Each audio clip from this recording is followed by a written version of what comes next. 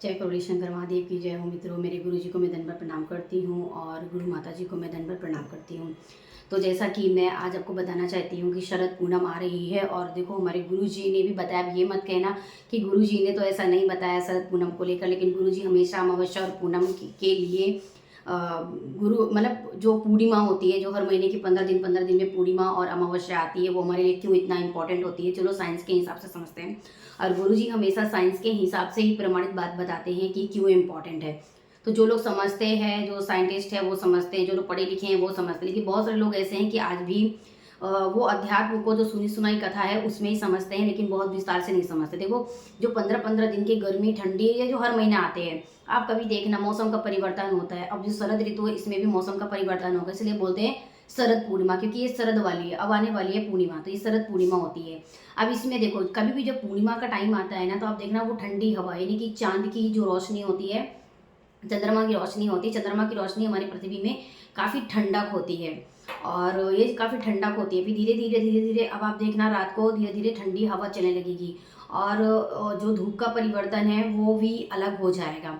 तो उस दिन कैसे करते हैं ना कि पूरा दिन जो पूरी रात है चंद्रमा की रोशनी में खीर बना कर रखते हैं, उसे सुबह खाते हैं प्रसाद के रूप में। क्यों? क्योंकि उसमें जो रोशनी होती है ना, जो पृथ्वी का वो एक ऐसा टाइम आता है, चंद्रमा इतनी करीब से दिखाई देता है कि जो उसकी रोशनी है, स्वच्छ रोशनी है, वो दूध के खीर में मतलब जो खीर होती है उसमें उसकी रोशनी पड़ती है और ठंडक, और वो काफ़ी बीमारियों से आपको राहत देती है और अच्छा भी होता है। कोई देखो खीर नहीं खा सकता है, अब इसका मतलब नहीं कि कोई बीमार है वो खीर नहीं खा सकता है तो वो क्या रखे। तो देखो पानी भी रख सकते हैं ना।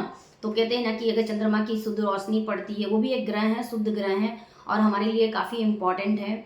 तो आप पानी भी रख सकते हैं, सुबह पानी का सेवन कर सकते हैं और बस यही सभी इंपॉर्टेंट बातें थी। और फिर आप बोलते हो कि पूर्णिमा में क्या, देखो आप उस टाइम पे निगेटिव बातें ना करें, किसी मरे लोगों की बातें ना करें, किसी ऐसे पर्सन से ना मिलें जब पूर्णिमा आने वाली होती है, पूर्णिमा चल रही होती है, कि जो गलत बातें करते हैं, गलत थॉट होते हैं, आप उनके बारे में बातें करते हो, तो ऐसी कोई बातें आप ना करें। और अमावस्या जब आ रही होती तो भी आप किसी नेगेटिव पर्सन के बारे में ना करें, किसी की कोई भी तिथि है, किसी मरे हुए लोगों की, ऐसे कुछ बना। लेकिन ठीक है, किसी पर्सन की याद तो आती है, यादें तो जीवन भर जुड़ी रहेगी। अब ये भी एक प्रश्न होता है कि भाई जो हमारे मर गए वो तो यादें हम कैसे यादें भूल सकते हैं। भाई आप फोटो देखोगे, सामान देखोगे, अपने आप को देखोगे, भाई वो तो आपको पैदा किया तो आप तो उनकी आत्मा हुए ना, तो आप तो भूल नहीं सकते। तो उनकी अच्छी चीज़ों को याद करो कि उन्होंने ऐसा किया था, ऐसा किया। अभी नहीं वो मर गए हैं तो उन्होंने ये कर गया, उन्होंने ये क्यों नहीं किया, वो कुछ करके ही नहीं गए और वो ऐसे सब कर रहे थे।